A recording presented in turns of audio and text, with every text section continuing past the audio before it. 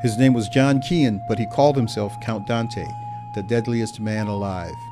His fearsome face glared at you from comic book ads, daring you to learn his deadly fighting techniques. My name is Floyd Webb, and I'm a filmmaker. One day, I went searching for his grave and found only an empty patch of ground. Now I'm searching for the real man behind the legend. Why Count Dante? What drives me in the making of this film? British science fiction writer Robert Rankin explains it best. When I grew up in the 50s and into the 60s, America was this kind of mysterious dreamland. But we thought Americans all ride around on horses and I don't know what they do. Lynch people, I'm not quite certain, and fight in Vietnam. There was a subculture, a mysterious subculture, which was a sort of subculture of people like William Burroughs. And in that subculture existed basically semi-mythical characters, like Count Dante. Was he real? Was he not real?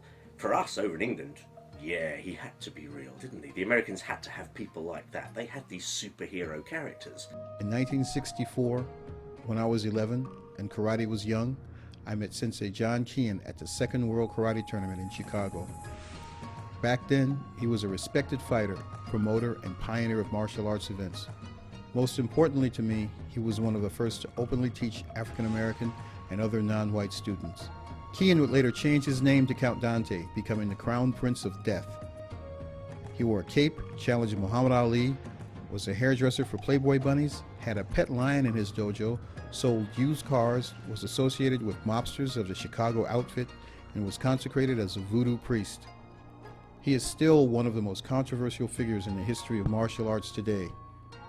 Like a lot of 11-year-olds who march to the beat of a different drum, I had to fight a lot and lost. I had a desire for power, a need for transformation, to hone myself into a walking weapon, and martial arts offered me that. I saw it all in the movies.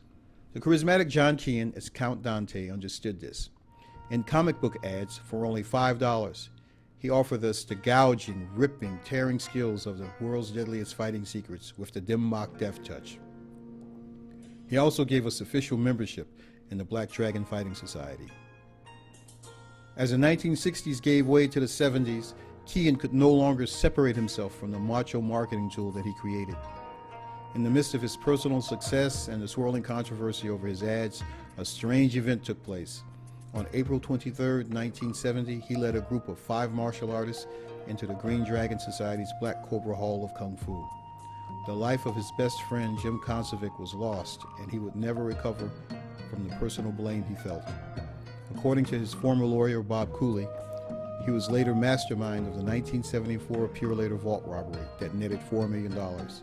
Soon after the robbery, Dante mysteriously died and was buried in an unmarked grave.